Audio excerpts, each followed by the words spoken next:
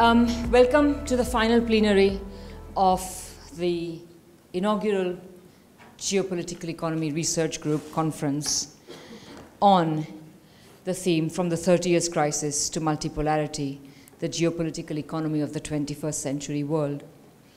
As with all closing plenaries, there will be, of course, keynote lecture, but there will also then be certain important and ceremonial things at the end. But for the moment, I think we're all eager to listen to Boris. So I will simply ask Alan Freeman to come and introduce Boris.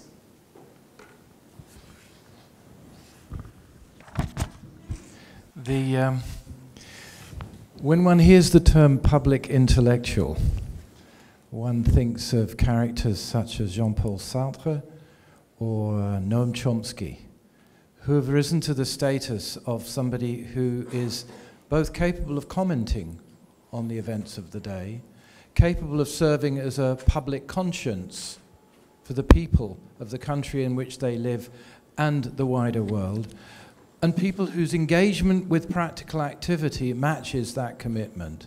So they are not mere commentators, but are actually part and parcel of the national forces that they address and the international forces that they address when they speak as intellectuals.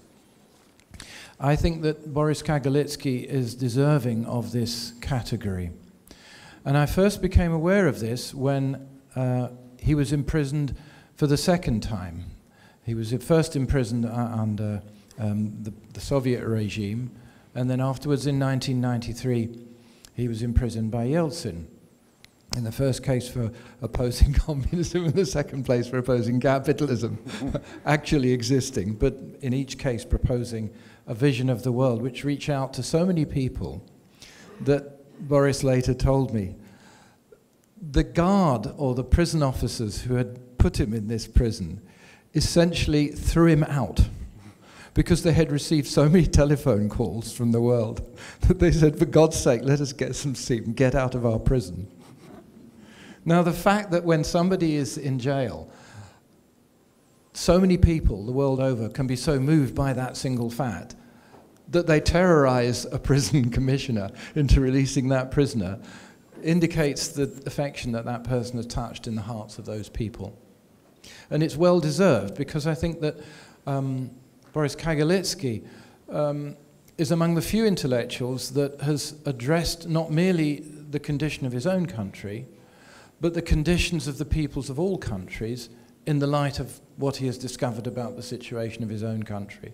So he's been involved in movements worldwide, since I began meeting him, the World Social Forum, that's where I first made his acquaintance, Transnational Institute, initiatives now which we've just been discussing around the conflict in Ukraine, the role of NATO, and what we can do to secure a peaceful, lasting peaceful settlement in that country. Ever since I've known Boris, we've been involved in international initiatives.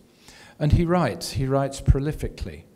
Those who first maybe have encountered his work writing for Verso with, I think, The Thinking Reed was his first book, will know that there's been a series of books with Verso and then a series of books with Pluto, which really have touched on and analyzed almost the whole of the condition of the modern human race, from the standpoint both of his political activism, but also from the standpoint of his discipline as a historian, an eminent, high-class historian from whom I have learnt practically everything I know about history.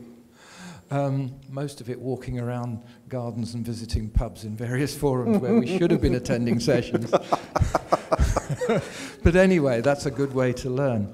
And he was born in Moscow in 1958. He was a dissident and a political prisoner in the USSR under Brezhnev for more than a year. Then he was a deputy in Moscow City Council, who was arrested again in 1993 under Yeltsin.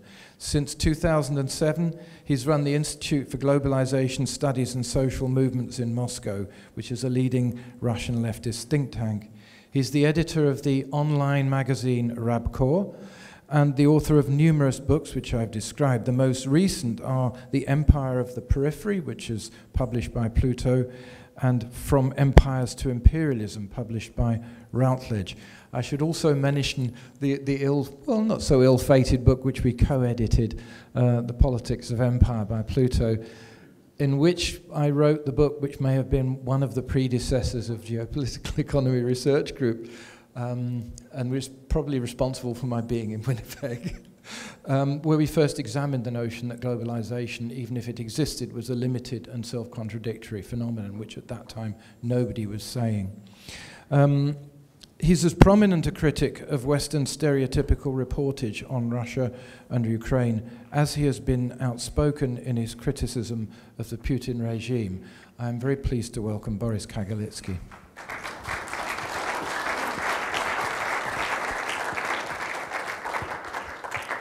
Well, Alan, thank you. It's always so pleasant to learn so many nice things about yourself, you know. And of course, I'm very grateful to be invited here, to be part of this conference. And actually, I learned a lot during this conference. And I think it's also a tremendous opportunity to meet people and to discuss things with people just at the same time, kind of academically and individually and friendly. So in that sense, I think it's very important that we have these events. And I think it's also very important that we have this particular event right now, because I agree very much with what Levitt said yesterday about the dangerous world which is emerging right now. Actually, the world was always a dangerous place, to be honest. It was never a safe place. So in that sense, we have to be very careful using such terms. But I think in a certain sense, it is true that the world is becoming a more dangerous place now than it used to be. And we're now only in the beginning of a very dramatic process, which I think can be also a process of developing crisis and political confrontations, but also possibly of reforms and revolutions. So I actually, I'm no great fan of Stalin, of course, but what comes to my mind is a famous formula of Stalin, the era of wars and revolutions. That was used when Stalin referred to the 1930s. Actually, not so many revolutions happened, unfortunately, but the wars did happen. However, let's get right to the topic, because of course, well, you expect me to speak about Russia, and I will not cheat you. I will be speaking about Russia, though, of course, as Ellen already said, I think it is very important to understand that these are not stories about countries, especially now. Actually, in my book, Empire on the Periphery, I was trying to show that even if you are taking Russian history in its earliest stages, you can hardly understand much without putting it into the context of global development, especially since the 17th century, but actually even earlier. So in that sense, all these country reports make very little sense unless we put them into a context of a broader development. And in that sense, I think the very idea of geopolitical economy is extremely important. And it's also very important not only in terms of understanding what's happening now, but also in some kind of retrospect, in terms of understanding how did we get to where we are now. So, in this context again, let's look at what was happening in Russia since the 1990s. Because one thing which is, of course, quite banal is to say that Russia in the 1990s got integrated into the capitalist world system. Well, this is obvious and very clear. But it is also very important to fix one point, that Russia got formally and actively integrated into the global world system, capitalist world system, exactly at the point when global world system is becoming neoliberal. So it's not only that Russia started and was integrated into global capitalism, like all other countries around the globe, but that it was integrated in the process of formation of the neoliberal model. So actually, Russia's integration contributed to the formation of this very model. This is also absolutely essential. And by the way, that explains much of a trauma which both Russian ruling class is experiencing now and Western ruling classes are experiencing together with Russian ruling class. Because Russia's integration in the world, into the world system is absolutely essential for the functioning of the neoliberal model of today's capitalism. This is something which has to be analyzed in more detail, and we'll touch upon that a little later. But there is yet another important point here to be made. Because, of course, we always speak about Russia as a kind of oligarchic economy, oligarchic society, which is both true and not true. The problem is that, on the one hand, Russia does have an oligarchy, but, well, look at some Western countries. Will you say that the United States is a country which doesn't have an oligarchic economy? I think it will be kind of flattering to say that the United States doesn't have its own oligarchy. So the very fact that oligarchy exists and that it runs the country doesn't tell you much. What is more important is what are the structures of political and social interests which are dominant in the country. How are these interests organized? And in that sense, the traditional understanding of oligarchy doesn't work in case of Russia. What I mean is that the original model, which we had in the 1990s under Yeltsin, definitely was a classical model of oligarchy, in the sense that the resources were divided between particular individuals and families, I mean physically divided. There were so-called 7 bankers who actually were representing the top elite, who made major decisions about how to run the country. And that was also quite funny because in the 17th century, in the time of troubles, early 17th century, at some point there was some kind of oligarchic, informal oligarchic team, whatever, or structure, which actually ran the country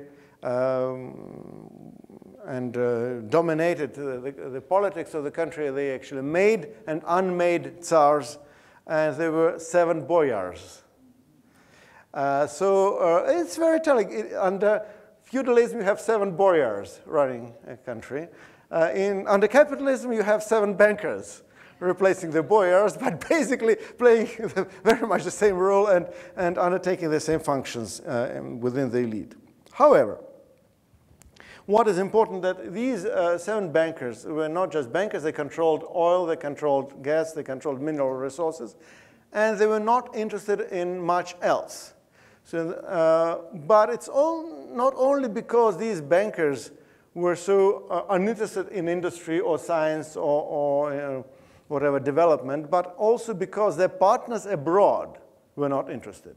When we are comparing Chinese success of capitalist integration with Russia's failure, or so-called failure, in the 1990s, because of course China was developing fast and Russia was declining and losing much of its industry, you shouldn't forget that these 2 cases of integration were very much dependent on the demand formulated by their global elites, and especially by Western elites or transnational corporations. They were coming with particular resources to the global market. The West wanted resources from the former communist countries, but these were different resources. So in case of China, these were labor resources. These were people. These were millions and millions and millions of people, the workforce. That was the Chinese resource. And Russian resource was different. Russian resources were mineral resources, oil, gas, metals, some other stuff. So the 7 bankers were actually providing the West with what the West wanted, and they didn't care about the rest of the economy. So the rest of their economy started falling apart. But the important aspect of that model was also that Western capitalist interests were not involved in any kind of direct rule over the country. So it was left in the hands of the 7 bankers, broadly speaking, not necessarily into the hands of these 7 people, but broadly speaking, the oligarchy retained control over domestic politics, domestic policies, over property, over these resources which were provided for the world market. So they were operating on behalf of the global capitalist system, but they had certain autonomy or even sovereignty to operate. They were in control. They were toughly and completely in control. And by the way, because of that, the West didn't care much about what they were doing domestically, because now we see all that noise about Russia not being a democracy, which is true. Russia is no model of a perfect democracy. Though I'd love somebody to show me this model of a perfect democracy somewhere. Oh, well, maybe Iceland. Anyhow, but definitely I would never insist that my country is a model for democracy. No way. But the point is that we read that now. We didn't read that in the 90s, when the situation in many ways was worse than now. We had Yeltsin shelling the parliament, not only dissolving the parliament, but sending troops, shelling the parliament, killing people in Moscow, in the capital city. The whole world saw that. Did it provoke a lot of protest among world elites? Did they call Yeltsin a dictator or a tyrant? Of course they didn't. So at that point, they were quite okay that Russian oligarchy managed the country the way they wanted, the way they considered to be the most appropriate, according to their interests and their needs. However, throughout the late 90s, after the crash of the ruble in 1998, and later, when Yeltsin resigned and Putin was actually appointed to the position of president, because you shouldn't forget, it was exactly Yeltsin who appointed Putin as his successor, the situation changed. And Russian economy started growing. Mainly it was growing because of the oil prices, but not only.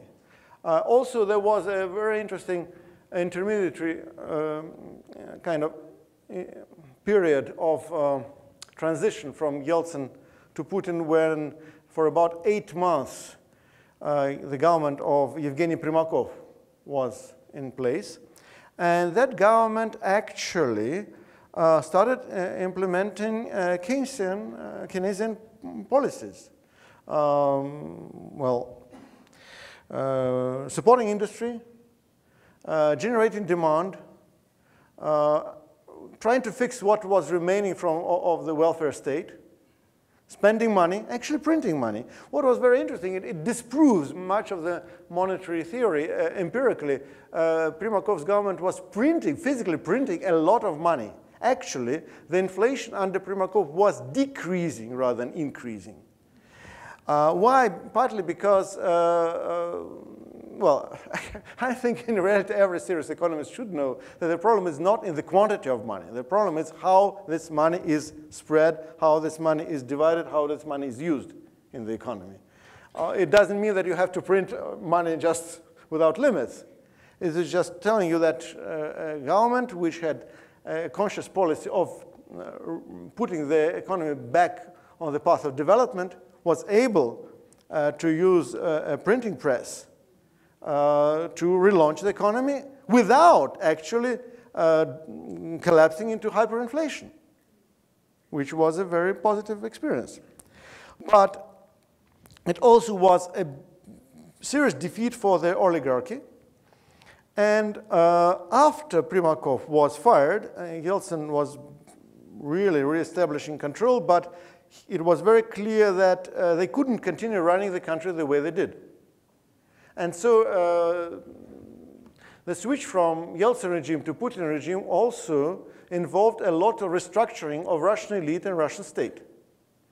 And among other things, what was process going on. It was a process of shifting or moving from some kind of oligarchic capitalism to a corporate capitalist model. So Russian capitalism became capitalism of corporate rule. And so it's not that you just have individuals, no matter how powerful they are, running the country, but on the contrary, the whole system is based on structured interests of big corporations which have their own strategies, whether these strategies are good or bad, correct or erroneous, even from their own perspective, it's another question. But it's based on interests. It's not based on individuals and their subjectivity. It's based on structured interests. And this is a big difference compared to what we used to have in the 90s. And then another aspect of Putin's government is that it's a government by consensus. Basically, it works this way so that all major interests are considered. It's very interesting to follow some events. For example, if there is any kind of crisis emerging, a crisis situation, what happens is that Putin disappears. He disappears for like 2, 3, 4, 5 days. He's not even mentioned in the press. There is no information about where is he. Is he still alive? Actually, it's also funny, by the way, because at some point just last year we had some rumors that he died because he disappeared for too long. And just no information, nothing. What's actually happening is that the president is meeting all the major stakeholders. So the way Russia is now structured as a political unit, it looks very much like a big corporation. So, and Putin, basically, he's anything but a dictator. He's more like a chair of a board. And that's exactly how the power is structured in the country. So then the chair of the board must meet all the major stockholders and listen to them and then reach a compromise agreement or consensual agreement which actually fits everyone so that nobody is unhappy. Exactly because nobody is unhappy every single time with every single decision, the country is extremely stable and the political system is extremely stable. But the point is that at some point when the agreement is reached, when you have this consensus, the president appears with a very strong statement like, my government, my administration says this or that. In fact, it's not his personal decision. It's a collective decision, and nobody opposes that. Why? They don't oppose because they're all in agreement. They're all involved in the agreement. From the outside, it looks like a very strong kind of rule. So that's how Western media presents that. In reality, it's I shouldn't say it's weak. In a certain sense, it's a very efficient way of running a country. But still, it's nothing to do with this image of a dictator or a monarch or autocrat who is just running the country the way he wants. But there are two important points. First, to make the system work, you need a lot of resources, because the point is that everybody must be happy. Every single elite group must come out after negotiations happy. And to be able to achieve that, you always need additional resources. So that if somebody is not satisfied now, because it can happen, at least you have to be sure that next time, when you have some next round of negotiations, the ones who lost out in this previous round would be compensated. And they must have these guarantees. They know how things work, how the system works. So they will be quite calm, and they will not be really opposing the decision, even when the decision is not in their favor. By the way, the outcome is that in Russia, you can hardly remove any of the top politicians from their jobs, for example, because they're also part of the deal. And sometimes, for years, you know that a particular minister or a particular structure is a total failure, but there is no way you can get rid of them, even when they publicly oppose some of the decisions made by the government. or by Putin, just because they're part of the consensus process. Anyhow, sometimes they express some disagreements, and so what? Okay, they express their disagreements. Why? Because they kind of remind everybody else that they need to be compensated because they didn't get exactly what they wanted in the previous round, period. However, in this consensus-making process, there is one element which is both absent and present. This element is called the people. Why is it absent? Because this is the only element in the country's society which is not represented in the consensus-making. We have banks, oil companies, steel makers, some other structures, regional elites, all of them somehow represented. The people, there is no one to speak for the people, except that all the members of this nice club, they still remember that there are yet another 140 million people in the country who can create problems. And there was a very important moment which is now almost forgotten, though it was not so long ago. In 2005, that was a first attempt to introduce some kind of austerity measures in Russia. The situation was not that desperate, and these austerity measures were not really necessary from the point of view even of the monetarist or neoliberal agenda domestically, but that was part of the general tendency towards entering WTO. So Russia was negotiating its entry into World Trade Organization, and they wanted Russian social structures and Russian economy to fit WTO standards more adequately.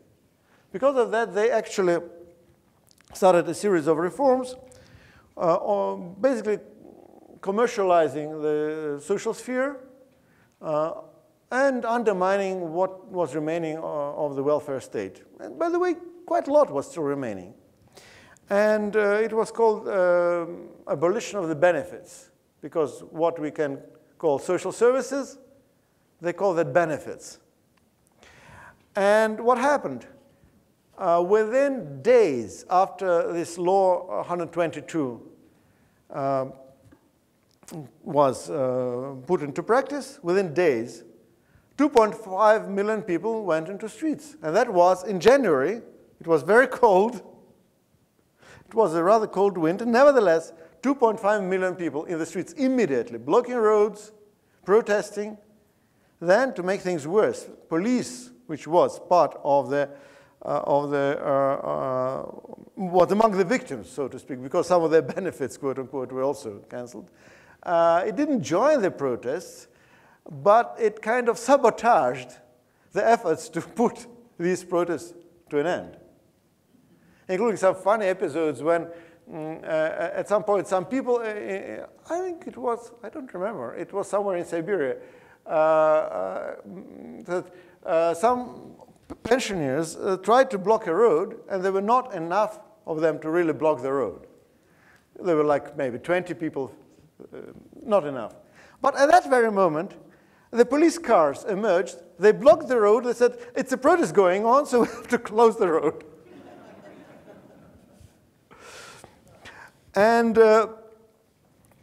as a result, the elite understood the message. Actually, their law 122 was cancelled.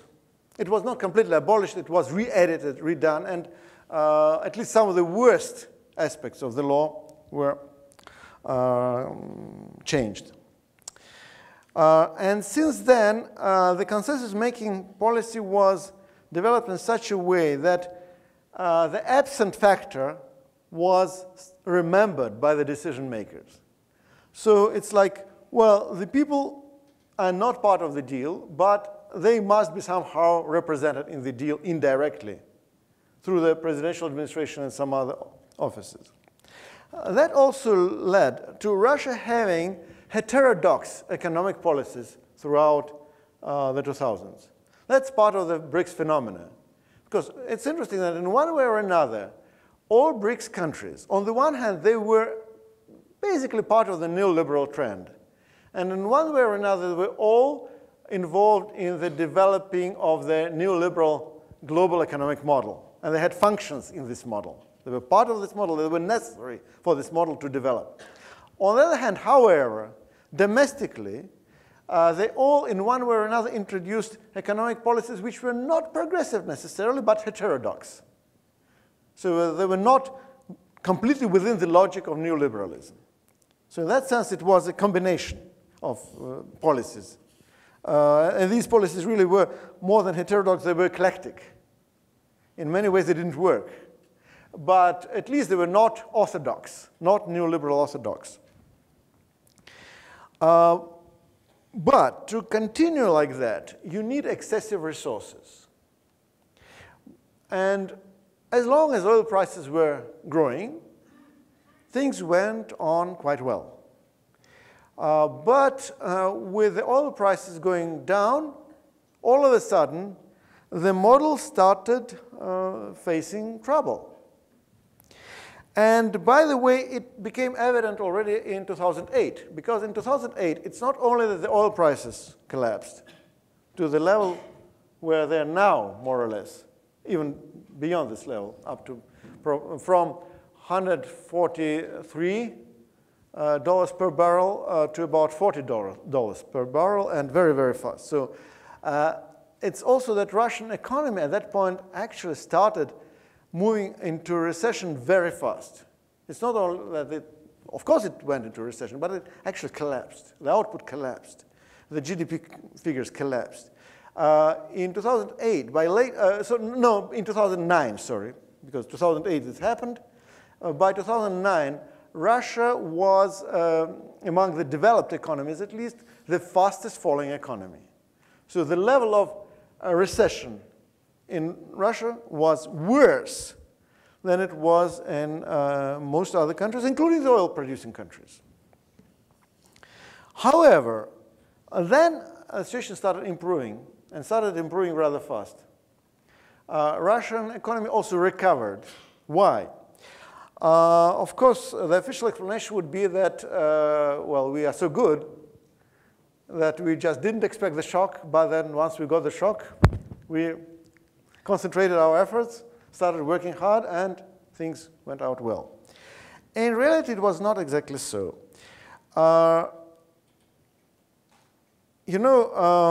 As one colleague of mine and a good friend, Vasily Koltashov, once said, in 2008, 2009, Russia got a kind of demo version of a crisis.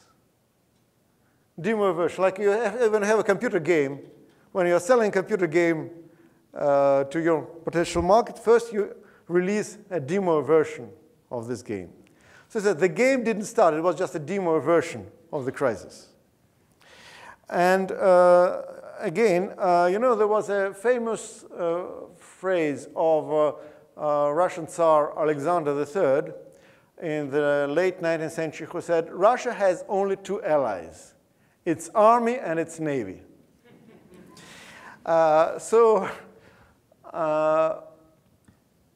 Koltashov kind of rewrote the statement. He said, Russia has only two allies, Federal Reserve of the United States and Chinese Politburo.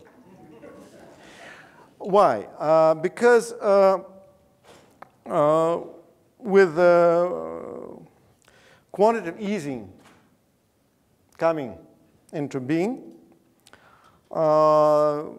United States actually flooded global markets with liquidity, with dollars. And we have already discussed that in previous sessions. The point is that much of this money didn't go into real demand. Much of this money went into speculation.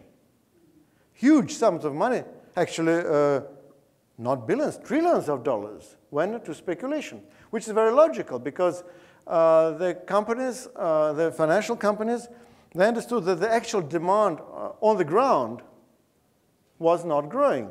So investing made very little sense. At the same time, they fixed their liquidity problems, And they kept getting more and more money from Federal Reserve. And the question was, how would you use this money? The answer was very simple. You go into the speculative markets. You create more bubbles. That's what we have seen all over the world in 2010, 2011, and up to 2014, more or less, when they started kind of returning to some sort of financial discipline. And on the one hand, they created this financial bubble. On the other hand, simultaneously, China, trying to avoid its own crisis, started what Koltashov calls an industrial bubble or production bubble, so that more and more was produced without even considering whether there is a demand for the goods. Of course, it's not about consumer goods, but China created whole cities which were empty, rose to the cities where there were no people, or almost no people, developing infrastructures for no economic reason. Potentially, by the way, it will work. In 10 years, 15 years, I don't know. At some point, quite possibly, that will work. But in the short term, it was yet another bubble. And Russia basically benefited from both of these bubbles, because that created a very strong demand for oil, because oil is a speculative product. Oil is very good for speculation. By the way, it's very interesting. For example, usually gas prices, they follow the oil prices. What we saw in 2011, 2013, that all of a sudden gas prices started lagging far behind the oil prices. Why? Because gas is not so good for speculation. Because gas is a product which you need to consume immediately. You cannot store it, and you have to use it once delivered. With oil, it's a different thing, because imagine a tanker moving from Dubai to Amsterdam. How many times will this oil be sold and resold? And also you can sell futures and so on and so on. So in that sense, the prices did not so much depend on demand. They depended on speculative demand, which was something different. So in that sense, that led to the situation when, for example, Russian oil companies all of a sudden started doing much better than Gazprom, which was the gas producer. And actually, Gazprom itself started moving into the oil sector to compensate for its weaknesses. But nothing lasts, and especially good things do not last for too long. And at some point, Federal Reserve started thinking that they should be a little bit more kind of disciplined in terms of providing liquidity. About the same time, Chinese started running out of money, which is no accident. I mean, it's quite logical, because much of this money was actually the money from Federal Reserve, which was recycled through Chinese industrial bubble. Well, China is not running out of money, of course. There is a lot of money still in China. What I mean is that they are running of extra money, running out of extra money. There is no extra, excessive. It's not excessive money which is available. There is still a lot of money to make the country work, but not to that level of excess, not for the bubble. So far, what we are seeing, the bubbles, neither of these bubbles burst except for one, which is the oil. So the oil bubble was the first to burst. And I think it's also quite logical, because it is a commodity after all, and all of a sudden they discovered, once this excessive money disappeared, the speculators started losing interest and moving to some other markets. And, well, they discovered that there was an overproduction of oil all of a sudden, which was all there. Just, it was not important. As long as you have this speculative demand, the actual overproduction doesn't count. But once speculators move out, then all of a sudden you are left out with overproduction. So that generated quite a lot of problems because all of a sudden Russian elite discovered that it didn't have extra money for political compromise. So in that sense, economic problems were suddenly added by their problems generated by the decision-making process itself. And these cracks immediately were reflected in political situation, in the political situation, because, look, Russian society was quite stable up to late 2010. Then in late 2010, unexpectedly, the mayor of Moscow, Yuri Lushkov, who was considered to be one of the stakeholders of the basic compromise-making process, was fired. Why? Because other groups all of a sudden decided that Moscow was taking too much in terms of resources. That the Moscow group was actually concentrating too many resources and not letting others access to this money and to these financial flows. So they managed to fire Lushkov, which was very strange because overnight, this guy who was considered to be one of the pillars of the system was accused of being corrupt, which is also true, was accused of bad management, which was not true, because he was one of the best managers. All Russian managers are corrupt. Some of them are bad managers, others are corrupt good managers.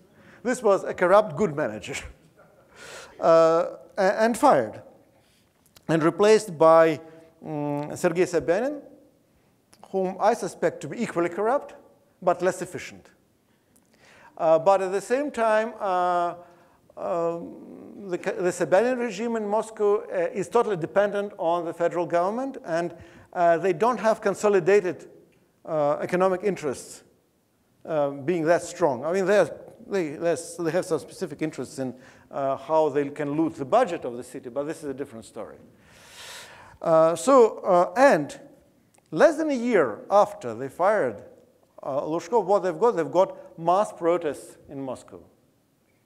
And it's not a conspiracy theory, just the system of control, which was part of Lushkov's regime in Moscow, started disintegrating.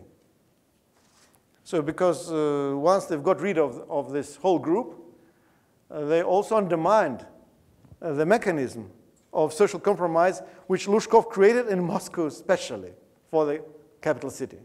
Because Lushkov was basically doing in the capital city the same thing as Putin was doing for the whole country. But for that reason, you also need extra resources. Once these extra resources were taken away from the capital city, all of a sudden you discover that Moscow middle class started getting angry because things started deteriorating massively. And we've got huge middle class protests, which were also praised in the West as a democratic movement. And to some extent, it was a democratic movement in the sense that they did use democratic slogans. That was about it, however. Now, things are getting even worse, because then next stage is that all of a sudden, Russian elite discovered that their Western friends are no good friends anymore. Because if the crisis is developing, it's not developing in one single country. There is no such thing as a crisis in one single country, no more than you can have socialism in one single country. Capitalist crisis doesn't develop in one single country either.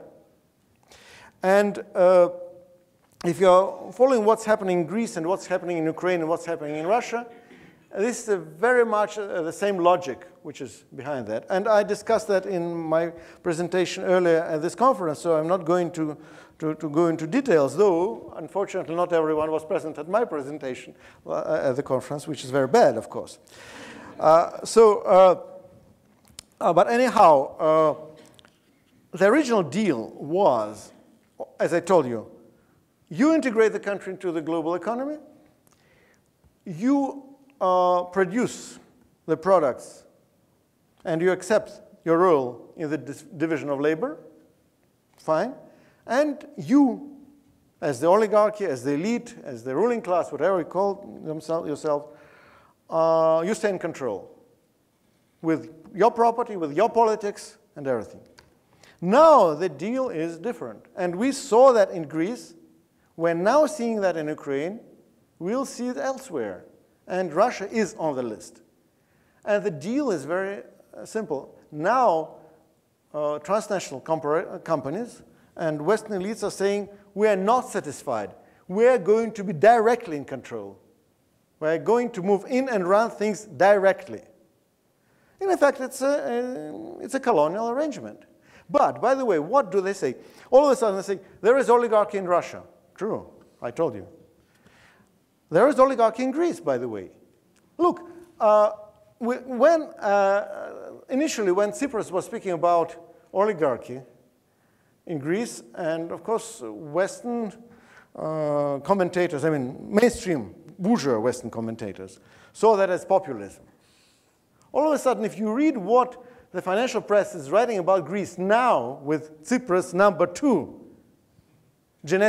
genetically modified Tsipras, is in power, they're very sympathetic with this anti-oligarchic rhetoric.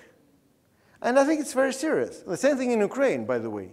When they're saying that, well, yes, Ukraine has this marvelous, marvelous, nice Maidan revolution, but strangely enough, the oligarchy is still there. Interestingly enough, I think it is quite serious, and it's quite honest. You should not just dismiss that. I think, yes, they really would love to get rid of this oligarchy. There is just one problem there. They want to replace it with the direct rule of multinational corporations. And they can justify it saying, well, we will be more efficient in extracting your resources, which is exactly correct.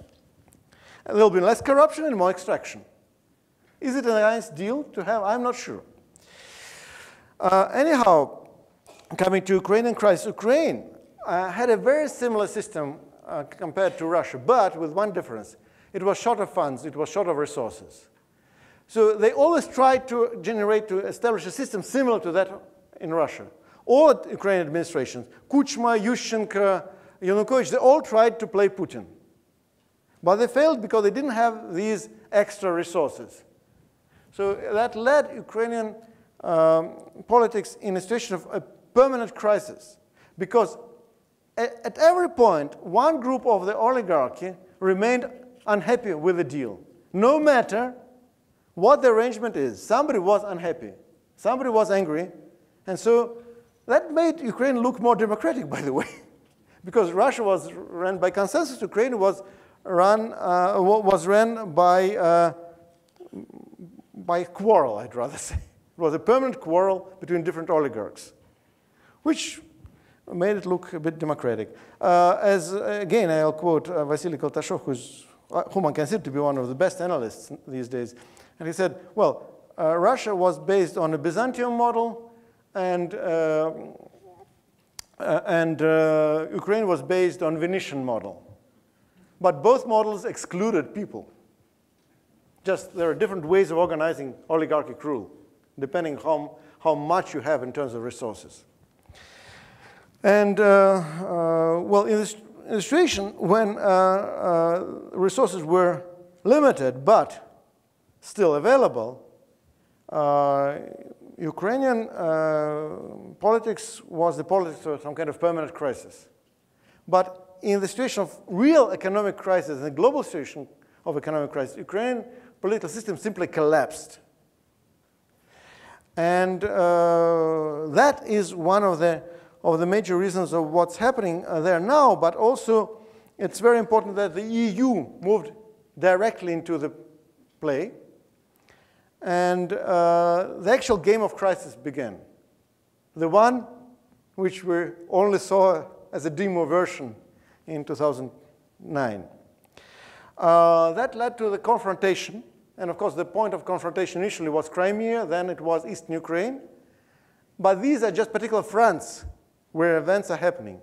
The political economy of these confrontations is elsewhere. It's much deeper and much broader, because it's about the struggle not only for the future of Eastern Europe, but I think it's about the future of Western Europe as well, and about the future of neoliberalism. Because the Maastricht project of the European Union is also in crisis. The Maastricht project is also running out of resources. And this reconquest of Southern Europe and East Central Europe is an attempt to compensate the crisis of the system with the influx of additional resources, which can be used to stabilize the system, at least in the short term. So that made European Union behave very aggressively.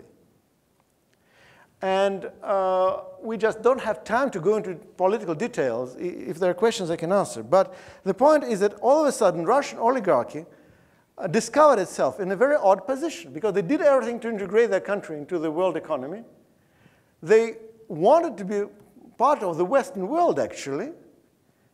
And all of a sudden, they started getting treated as enemies and almost as a rogue state. And they tried their best to be nice. They tried their best to be part of the club. And they were kind of kicked out of the club. And physically, G8 doesn't exist anymore. They were kicked out. And that was happening against their will. And now everybody's saying they provoked the West. But how? Yes, they did provoke the West. But how they provoked the West? They provoked the West by not accepting everything the West demanded. That was a real provocation.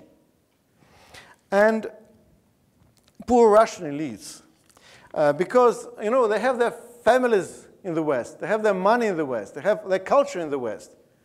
They're totally part of that world. And all of a sudden, they're pushed into a situation where they have to fight, or at least to resist, against Western pressures.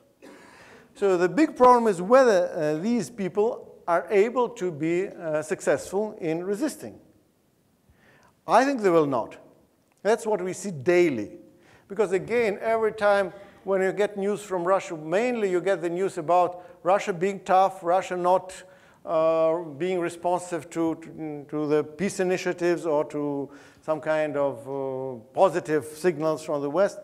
And I hate to say, but it's simply not true.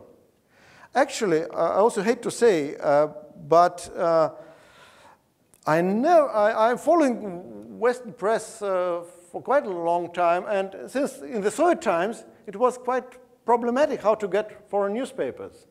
So I always tried to get foreign newspapers when there was a chance somebody brought newspapers from foreign trips, or sometimes you could go to a hotel and buy some Western press and so on and so on. So I am following this press for much of my life, I should say, and it was never so bad.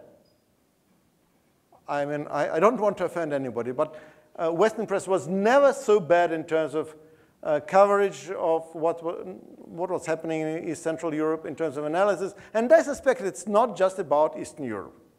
I have all reasons to suspect that its coverage of other regions of the world is not much better. Just I'm no expert, but that's my suspicion. Anyhow, we're facing this enormous amount of propaganda, which is very aggressive and which also provokes some kind of adequate and inadequate reaction from the Russian side. Much of this reaction, by the way, is inadequate just because of the complexes of these very same people who are running the country. And I think in the long run, they will fail. They will fail, but they already achieved one thing. This country is waking up. And again, I should quote another colleague of mine, Anna Ochkina, who is, I think, a brilliant sociologist in Russia. And she said that Russian society is a society which is asleep, a kind of sleeping beauty. Partly because Putin's regime was not so bad for the society, as I told you. The people didn't have to fight for their rights because somebody considered that their rights should be somehow respected. But that's coming to an end. So what's happening is the society beginning to get awake. To which extent, we'll see. But this is definitely what's happening, and that's what you can get on the streets, actually. People started talking politics on the streets. It never happened since Perestroika, maybe since 1993, it never happened. I remember that was happening in the 1990s, early 1990s or late 1980s, no? Not since then. Now people are talking politics on the street. You just go and you hear people talking, discussing politics. Not only in Moscow, all over the country. So the situation is changing psychologically, morally, and so on. And if Russian elites decide to surrender in one way or another, which is not excluded, I think it's very possible, the question is whether the country is going to surrender. And I think it will not. And finally, speaking about the perspective, I think it's part of a much more serious and much more global struggle. It's not just about Russia. I mean, any struggle about Russia is serious because it's a country with nuclear arms and a huge country with 140 million people. But it goes far beyond that. It's about Europe and it's about the world. And I think that one problem which we are facing now internationally is the lack of political will on the left to engage with the situation and to act and to change the situation. To change, not to adopt yourself, not to try to do your best within the situation, but to change it. Today we just quoted, we had this Varoufakis quote that, okay, if you go and you accept the disintegration of the European Union, then fascists will win. But quite possible that the disintegration of the European Union will happen even without Western left. The only problem is that in this case, the left will just collapse together with the European Union rather than benefiting from this collapse. So the problem is to generate a political will which begins with thinking about certain things which were considered to be impossible even a few months ago. And we're into the situation when impossible is becoming possible. And I think in that sense, yes, we can think about delinking, we can think about reindustrialization, we can think even in terms of import substitution policies. All these things are on the table, actually. It's interesting that in Russia people do discuss all these things. Russian economists discuss. But the point is that Russian current elite lacks political will to implement any of these policies. But at some point, certain forces within society can organize to make these things happen. And I'm just going to finish with a quotation of yet another Russian Tsar, about whom I have very mixed feelings because he was both very progressive and extremely authoritarian. It's Peter the Great, who was probably one of the best and also one of the most terrible Russian monarchs. And at one point when a group of small Russian boats attacked two Swedish ships in the Baltic, and they have taken over, infantry has taken over these big ships in the sea, which was considered to be something technically impossible given the kind of standards of military action of the early 18th century. Peter the Great ordered to print a medal celebrating that battle with the slogan, "In Russia, impossible can be made possible." So this is something I'd love to repeat time and again. And I think this is something which kind of can make us optimistic. Thank you.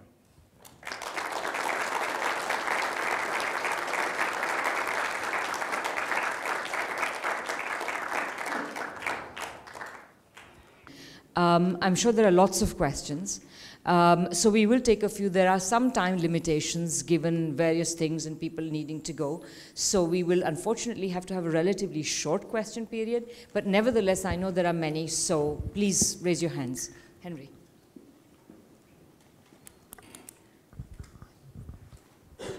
Well, thank you very much for that excellent talk. But I was wondering about, you briefly mentioned China. And in the West, many people are discussing the relationship, economic and military, between China and Russia. And in terms of global geopolitics, is this a temporary arrangement, or do you feel that it's much more serious? Should I start with this question, or should we take some questions and I can... Yes. Any other questions? Answer. Eric?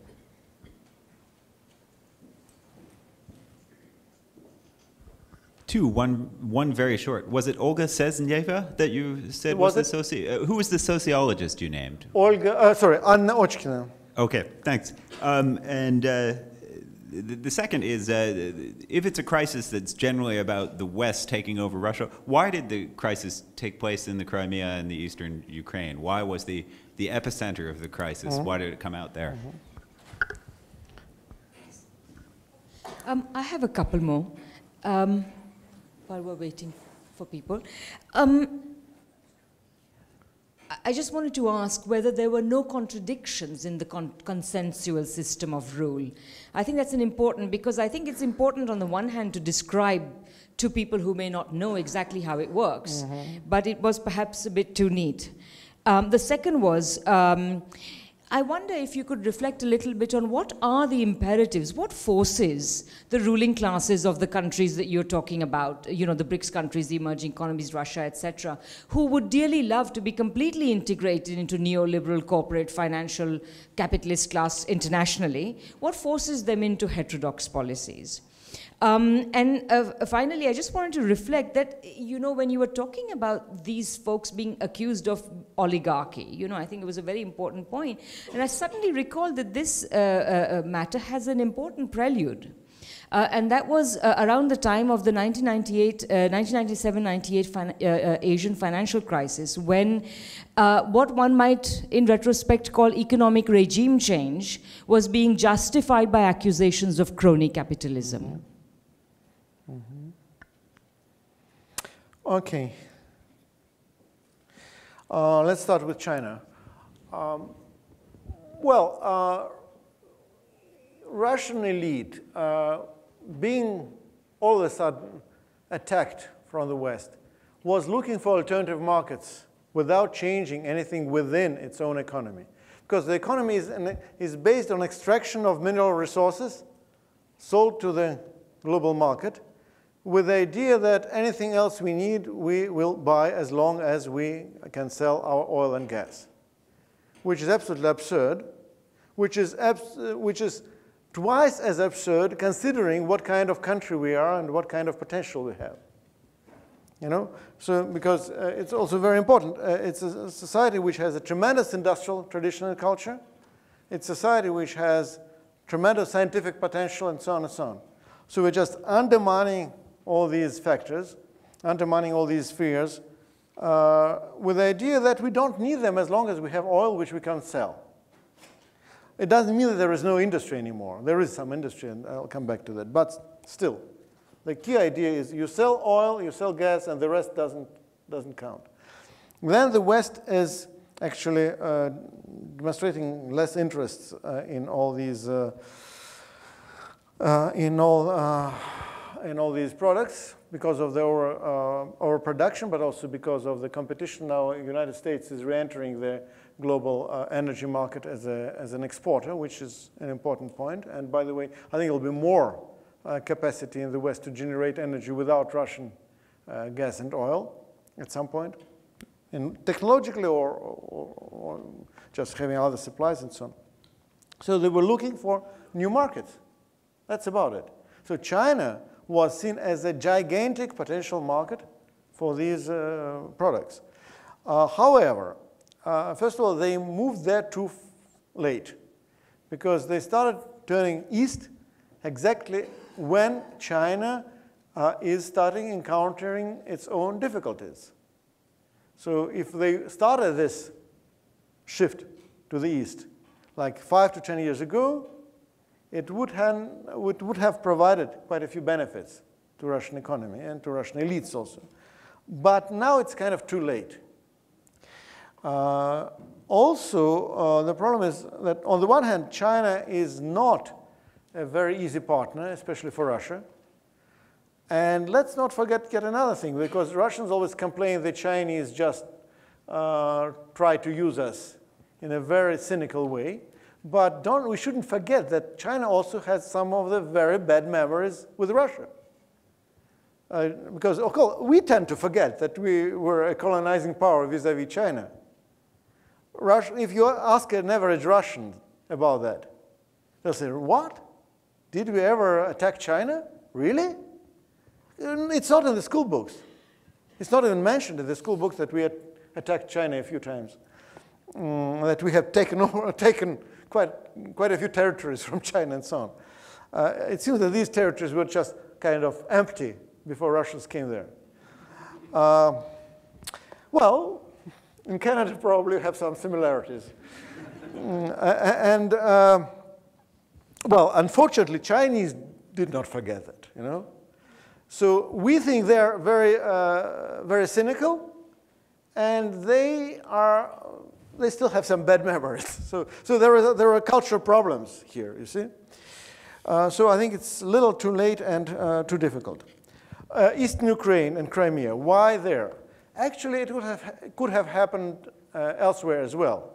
But of course, Crimea, it's where the Black Sea Navy, Black Sea Fleet, a big part of the Russian Navy is located. So Sebastopol is the place where Russian Navy was stationed. And if Sebastopol was to be taken by NATO, it would have been a very serious geopolitical threat. Actually, again, speaking about historic memories, shouldn't forget Russia fought for Sebastopol twice, and each time lost it, by the way.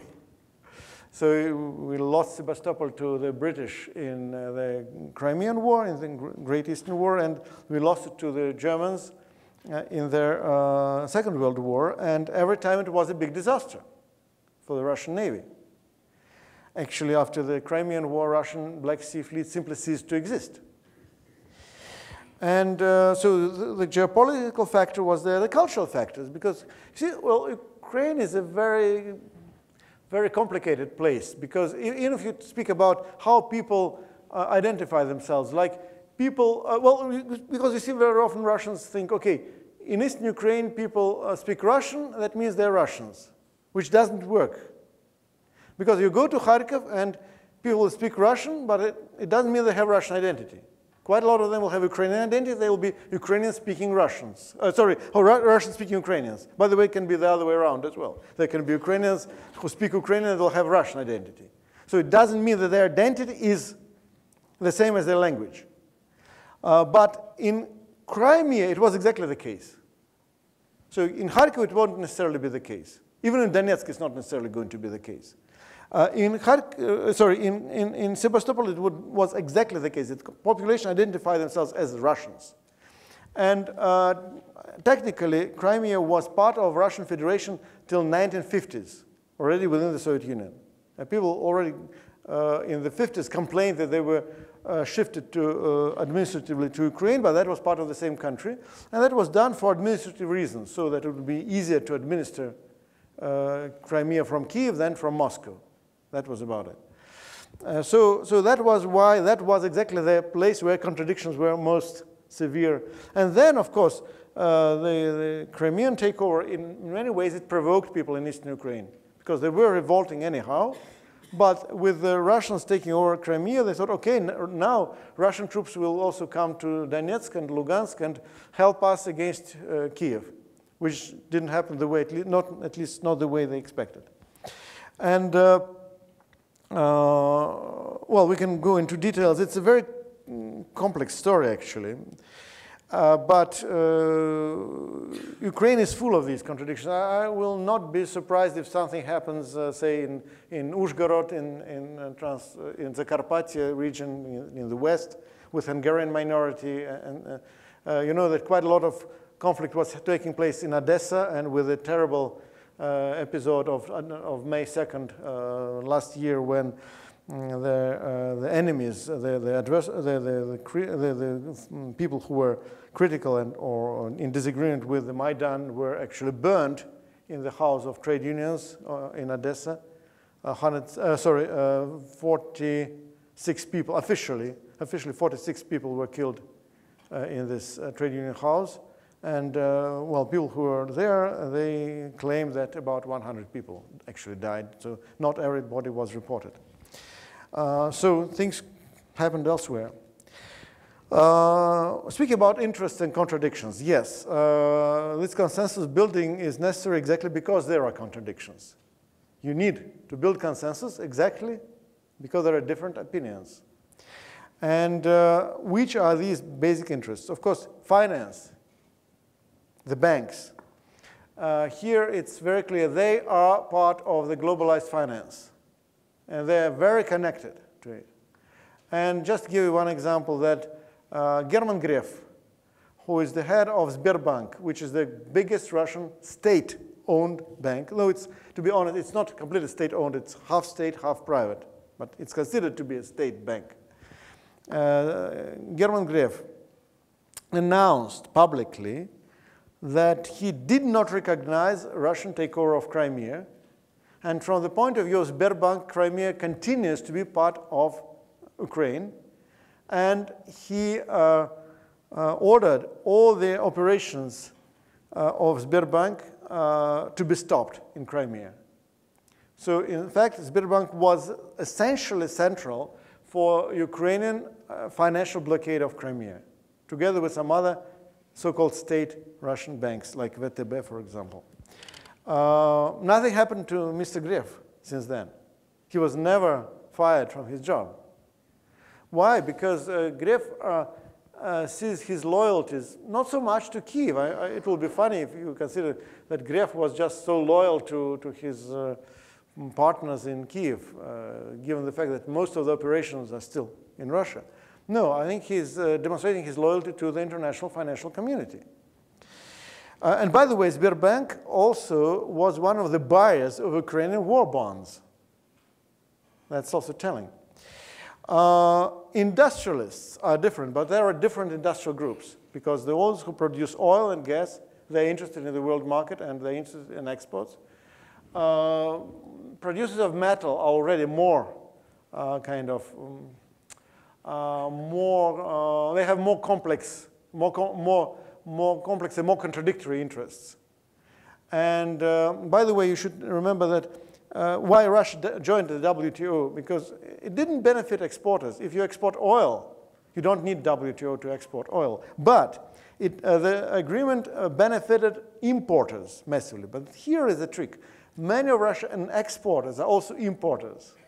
So they're running huge flows of goods into the country because they have currency surpluses, which they use to buy goods, which they, through some retail companies and other companies which they control inside the country, which they import into the country. So in that sense, WTO entry was dominated not by the exporters, but by the importers, who are a very important factor there. Industry which produces for domestic consumption. These are the ones in opposition to WTO, for example. But don't be very idealistic about these people. They are, for example, very anti-union and so on. They sometimes are more anti-union than the multinationals, because multinationals can deal with the unions sometimes. They have surpluses to pay the workers in some cases. Those who work for domestic market, very often they are more anti-union, more anti-labor. So in that sense, yeah, we can see them as good guys as long as it comes to the WTO issues, but not necessarily when it comes to labor issues. Local elites. These people are often quite afraid that if people get too angry, they will have very little time to escape. That makes them think in terms of being a little bit more socially responsible. And finally, speaking about crony capitalism, yes, that's exactly the point. You see, we, on the left, we love to blame oligarchy for everything. But all of a sudden, we discover that there is anti-oligarchic rhetoric also on the right, also within neoliberal discourse. And you have to understand where does it come from. It has a certain logic also.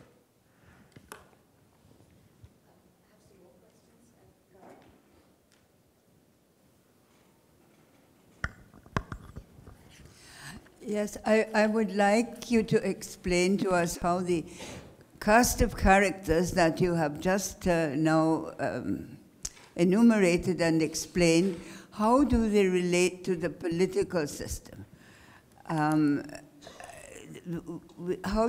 Who makes political decisions of the Communist Party? Does that still exist? Surely it must. But how are the interests of these various sections and factions represented at a political level within the ruling Communist Party? We don't have a ruling Communist Party anymore. Then how are they? The ruling party. The question remains: how are they expressed You know, at the political level? There was a joke by former Russian Prime Minister Viktor Stepanovich Chernomyrdin. Viktor Stepanovich was famous for making statements which he initially didn't intend to be jokes. But people laughed. And so once he said, when they were building a new ruling party, the pro-capitalist official ruling party, which was called United Russia, and he said, we tried different ways. Every time what comes out is a communist party. Yes, so that says your Freudian slip is not is not so mistaken. But the official party, United Russia, doesn't play a serious role. It's very interesting because in Russia it's not the case when the government is formed by a party which wins in the elections. It's the other way around. The government forms the official party. It's the pro-governmental party. It has no powers to form the government. On the contrary, the government has the powers to appoint, to nominate, for example, deputies. But that's okay. A more interesting thing is that presidential administration also nominates opposition deputies. If you are going to run in the elections, we have only 5 parties right now, which are official political parties. Before running the elections, they come to the presidential administration, they present their lists to the presidential administration, and the presidential administration edits the lists of candidates for all parties, both opposition and government. And by the way, there are some disagreements which are real, nevertheless. It doesn't mean that these people are always just puppets, because on some issues they can have certain limit to dissent. They have certain space where they can disagree with the government, but up to a limit. And where is the limit? It's very clear, because when we had protests in 2011, again, there are plenty of problems with these protests, to be honest. But all Duma parties, all parliamentary parties, both the pro-government and opposition parties, they all agreed on condemning the protests. The funny thing was the protests initially were launched with a slogan that United Russia had a disproportionate number of deputies. So there was electoral fraud in favor of United Russia, that means disfavored the other parties. All these parties in favor of whom there were these protests, they condemned the protests and supported United Russia. Because that was the limit. That's something you should not trespass. Do we have enough time still? Yeah. A couple of quick points. I think there's a little bit missing from your description of the events in eastern Ukraine and Crimea, which is, one part of it is the decisions of the Russian government, but the other part is what was taking place in the populations there. And we had a right-wing, let's remember we had the overthrow of an elected government, or president at least, in Ukraine, with a great deal of civil violence. And so when the people of Crimea looked at that, and then a little bit later the people of eastern Ukraine looked and said, whoa, wait a sec. So, let's remember there was, I think there was a confluence of interest that went on. There was a political situation that Russia confronted and it acted, but it was under a great deal of pressure from the populations in those areas saying, we don't want to be part of an anti-Russia and civilly violent Ukraine. So I think that's really the full picture that we need to see those. I'd like you to describe a bit more Russia's insertion into the world economy, not just that it sells oil and gas. Is it anything resembling what we have in in Western Europe or North America, which is, countries that aggressively go around the world with their economic and corporate interests, and then politics that flows from that. I think that's another part of the picture of understanding modern Russia that's important. Well, of course, I agree with you. I agree with you. Just the point is that we are speaking about Russia. The lecture is about Russia, not about Ukraine. If we were going into more detailed discussion of Ukrainian politics and Ukrainian society, what we could see was not only that people in Crimea or Donetsk or Lugansk were unhappy. Quite a lot of people in Kiev were very unhappy with what was happening. They were not so visible, but among other things, because they were repressed. They were repressed. First, violent actions against opponents of Maidan started even before Maidan was triumphant. There was a march organized by Vladimir Rogov, which was not in favor of the government, but also not in favor of Maidan. They marched calling for some kind of peaceful resolution, and they were calling for the stop of hostilities between the sides. And I stress it, I know Vladimir Rogov personally, and he never was part of the pro-government camp. You see? He was always in opposition to Yanukovych government. And they were attacked and beaten. And that was what happened before February, before the actual takeover. In this context, it's quite understandable why people were not happy with the new regime. Coming to your second point, yes, it's very clear that when you're getting in some Western press descriptions of Russia as an imperialist country, you have to think about that and discuss what do you mean by an imperialist country. Because the only justification you get for that kind of presentation is that Russia is big. Russia is even bigger than Canada. Well, does the sheer size of the country mean that it is an empire? Well, I should say Russian elite, it does have some imperialist ambitions, but these ambitions are not backed by capacity.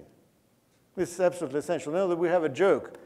There is an elephant in a cage in a zoo, and there is a note. This elephant eats so much grass, so much cabbage, so much carrot, tons. And then a child looking at his father says, will he really eat so much? Will he really eat so much? And the father says, he rather will eat it, if anybody gives him.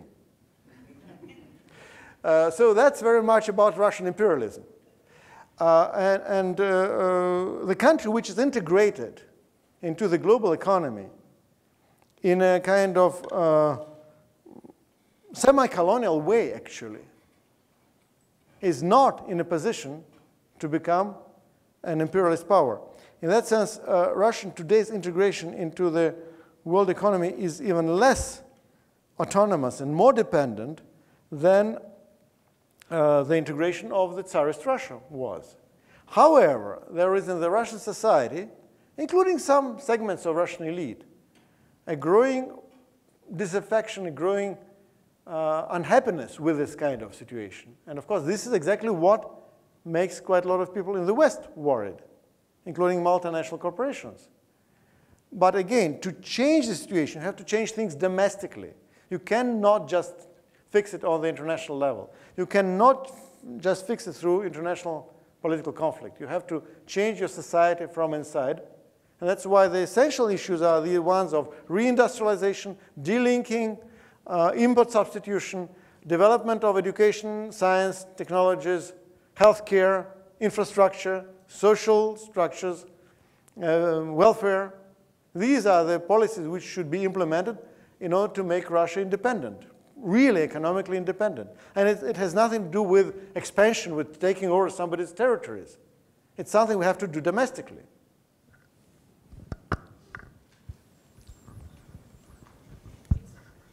Okay. I like the presentation, and especially the expression that Russian people is at the moment sleeping, and the sleeping beauty must wake up. And in order to wake up, as you said, there must be some dream for the future, and to de-link from capitalist disastrous real world. How to present a sort of promising way out is quite important for all of us in the world.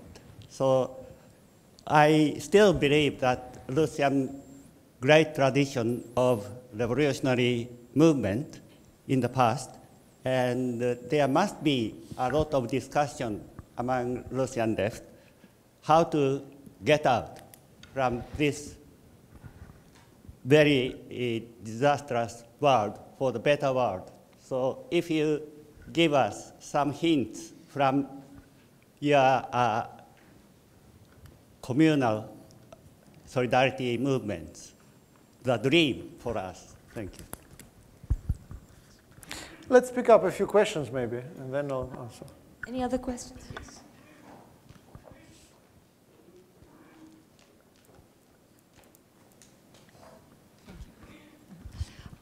What documentary in English or with English subtitles you will suggest for a Western audience to watch as a witness of modern Russian history? Mm-hmm. Any others? Okay, it's all yours. Okay. Well, you know, when things started in Eastern Ukraine, our institute, we organized a school in Belgorod for Ukrainian social movements. Actually, there were people from all parts of Ukraine, including Western Ukraine. And of course, we did we organized some surveys, so we did opinion polling. It's not just about Ukrainians, it's also about Russians. I think in a certain sense it's about everyone. Because when we asked people, by the way, it was also a research done by Anna Ochkina, whom I mentioned, and that will be, I hope, when we publish a collection, which we discussed today, a collection of essays, there will be the report on this research in this book. Anyhow, the main thing was that what was the reason for you to protest? What was the reason for, what's your dream?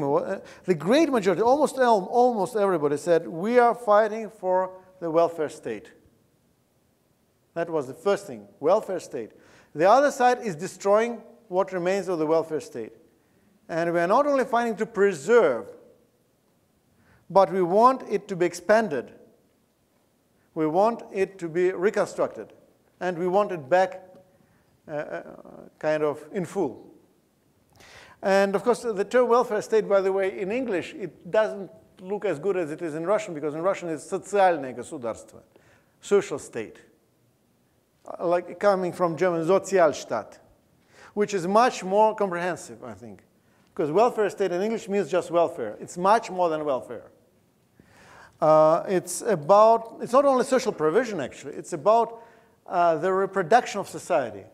So again, what our institute is saying, we're saying that it's very much the way in which you have to restructure the state to make it an instrument which facilitates democratic self-reproduction of society. So it may still be within some kind of I should say, radically reformed capitalism. But again, quoting one of my friends, Sam Kaltashov, he said, maybe the left will have a gain to save capitalism against itself, but this time only through amputations.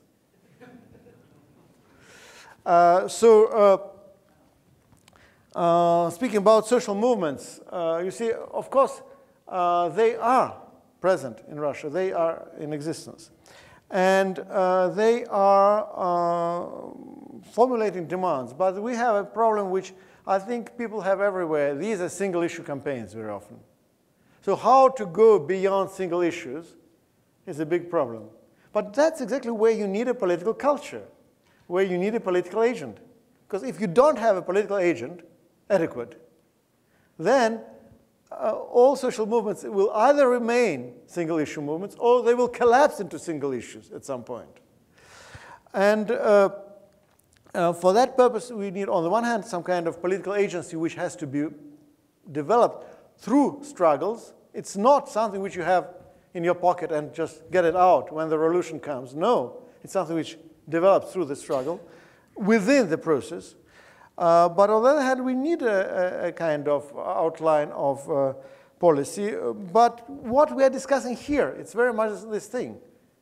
We can speak in terms of left Keynesian policies maybe, but definitely going beyond right Keynesian way of just generating demand and providing possibilities for consumerism. That's definitely not what we are fighting for. So in that sense, if we are generating demand, let it be demand generated through collective consumption, which is oriented towards social reproduction, including such needs as education, knowledge, healthcare, and as such knowledge as a collective need, knowledge, not just education. And speaking about Russian history, you're saying about videos. Or, do you mean current events, or you mean the history of the 20th century? What do you exactly mean? Yeah, but these are more or less representing the official point of view, which is sometimes not bad, by the way. I'm not going to say that everything which represents the official point of view is going to be wrong. No, but of course there are plenty of videos there, and some of them are subtitled. And by the way, I keep supplying Roger Ennis with some of the links. And I think probably I'm not doing a good job enough, so I confess that we have to supply you with more links. Because now, all of a sudden, yes, it's true that people discovered they were making a lot of good videos, and they didn't make them with English subtitles. And then people outside of Russia and Ukraine and Belarus, maybe Kazakhstan, couldn't understand, couldn't appreciate what was there. And now people are beginning to make videos with subtitles. I can give you one example, just to make you, maybe laugh, which was a great video done in Donbass, in Donetsk, just when the hostilities were quite active. So there was a guy sitting in a tranchee who's being shelled by the Ukrainian forces, and all of a sudden his mobile begins to ring. And he picks up the mobile, and he discovers it's a phone call from his bank saying that you missed the payment for your mortgage. He said, I will not pay my mortgage because Ukrainian military destroyed my home. He said, okay, then you have to fill in a form. So you have to go to your local bank and fill in the form. He said, I can't do it because your artillery destroyed the bank building. They said, okay. The other side said, okay, we're calling you from Kyiv, so you have to go to the central office and present us with a form. And he said, okay, maybe, but we need more tanks to do that.